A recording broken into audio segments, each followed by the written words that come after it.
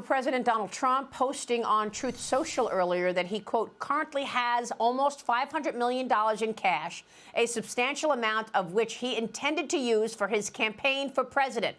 Trump now has just 3 days left to pay that $454 million bond from his New York civil fraud trial. Is this election interference? The Wall Street Journal is reporting this. Trump is in a race against time to protect his fortune. Also happening, Digital World acquisition. Shareholders are expected to vote today on whether to approve a merger with Truth Social's parent company, Trump Media and Technology Group. That certainly could be a positive for Trump. But Kellyanne, I want to get your take on all of this because he's got a deadline right now to pay off that bond, $454 million. And if he doesn't come up with the money, Letitia James wants to seize his property, potentially Trump Tower. Your reaction? My reaction is what many people across this country will say, Maria and Newt, if they see that. Even people who don't care for Donald Trump may not vote for him in the future, or at least tell their significant others they're not and then do it, is that people will be outraged to watch one person have that kind of power to seize iconic buildings that are clearly his through his, as he says, hard work, luck, and industriousness. But the question here is not whether he can afford to put up the bond. Let's back up for a second.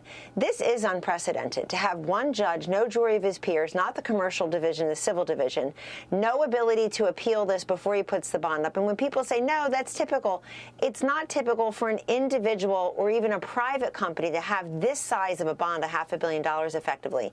Maybe a large company once in a while.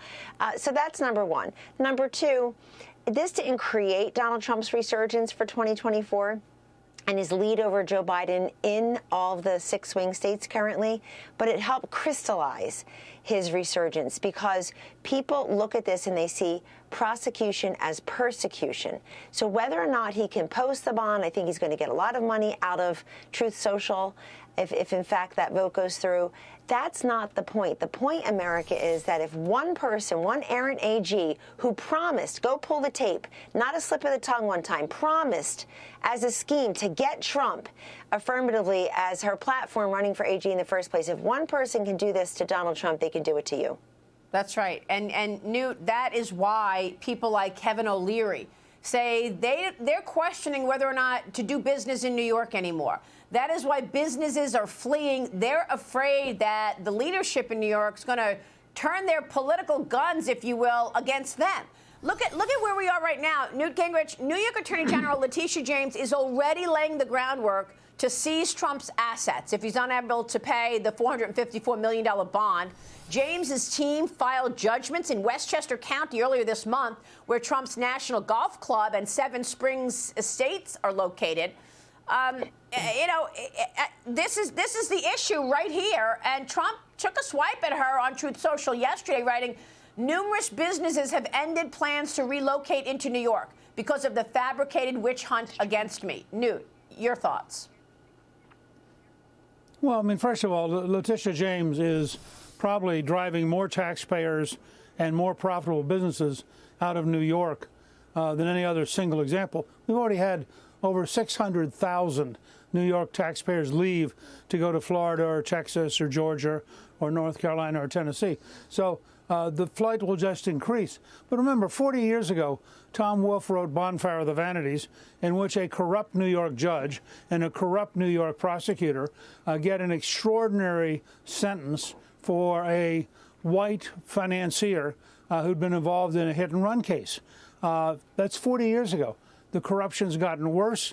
New York City politics is frankly a cesspool. The Attorney General is a perfect example of that. And what you're watching is a financial assassination. This is a deliberate effort to destroy somebody because they're a presidential candidate. And I think the country understands that. And I think the country, most people, are enraged that the rule of law could degenerate into this kind of rule of power. I mean, Newt, where are the other real estate executives in New York? Where are the bankers in New York coming to Trump's defense to say, look, there were no victims here? Where are these people who see this unfairness coming and speaking out? I don't hear anybody. Right, because what they know is they could be next. I mean, if you have a totally immoral and totally irresponsible attorney general, and she has the full power of the state of New York, do you really want to pick a public fight, or do you want to hide in the corner? As Churchill once said, people feed the alligator or the crocodile until it gets big enough to eat them. Well, lots of people are just hiding and hoping that the crocodile attorney general doesn't eat them while they feel bad about it eating Trump. But after all, they're not going to get in the middle of that fight. I think this is a perfect example of why we have to profoundly change the system and break up the old establishment and eliminate the kind of corruption we see here, we see in Atlanta, and frankly, we see in the Justice Department at Washington, D.C. Which is why I think viewers want to see term limits, by the way, in Congress as well. But Kellyanne, the hatred is so incredible. There's in a since deleted post on X, a former media executive wrote this Wednesday. Barron Trump turns 18 today. He's fair game now. The former producer told Newsweek, quote, I posted he was fair game now, meaning as an adult, he's fair game for criticism from the press.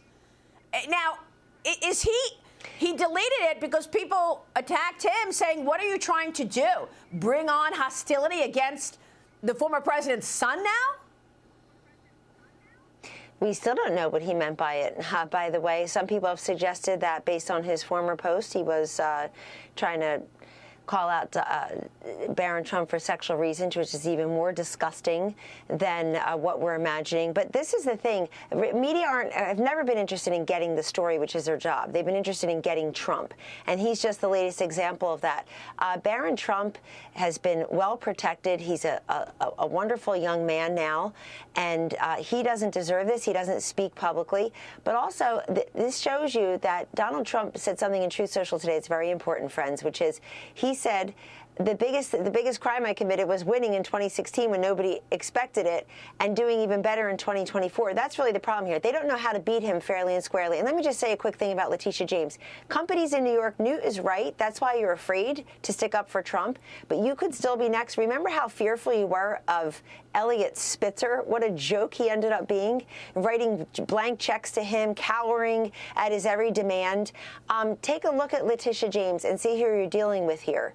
She has no basis in fact, no fraud committed, no victim here, no finding of fact that shows a crime that's been litigated on appeal. Yeah. And so stop bending the knee to political hacks who just happen to have a title right now.